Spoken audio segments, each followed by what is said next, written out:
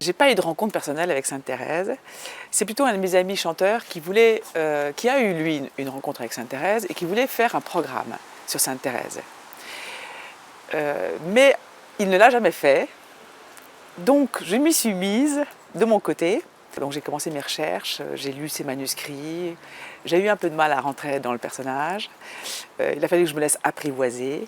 Donc j'ai lu une fois, deux fois, trois fois, quatre fois, cinq fois ces manuscrits. Ce qui me frappe chez Sainte Thérèse d'abord, c'est qu'elle est ravissante. Il y a quand même deux photos, des photos de jeunesse, où c'est une enfant absolument ravissante, c'est une jeune fille ravissante. Et donc je voulais faire un programme ravissant.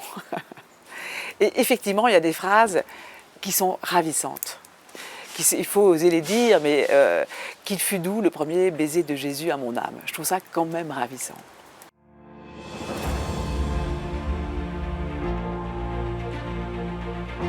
Je pense qu'elle dit que c'est pour tout le monde, là, même pour les plus grands meurtriers, puisque son premier enfant qu'elle sauve, c'est Pranzini, qui est un triple meurtrier de jeunes femmes. Il tue une courtisane, sa femme de chambre et la fille de cette femme de chambre, donc quand même il les égorge. Et elle veut absolument sauver son âme, donc elle prie pour lui. Et en fait, Pranzini refuse la confession avant de mourir, mais juste avant de mourir, il embrasse le Christ, la croix qu'on lui tend. Et donc elle se sent très exaucée à ce moment-là. Et donc effectivement, la miséricorde est effectivement pour tout le monde.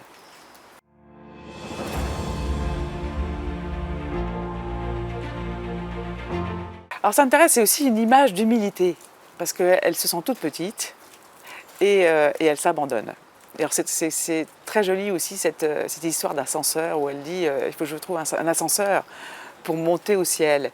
Et elle ouvre la Bible et elle lit justement venez à moi petits enfants en fait.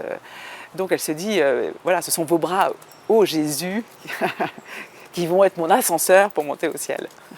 Il faut être aussi très, très humble, plutôt, quand on est musicien. D'ailleurs, je pense que quand on essaye de se faire mousser un peu trop, en général, on se casse la figure. Donc c'est très dangereux. Donc il vaut mieux rester humble.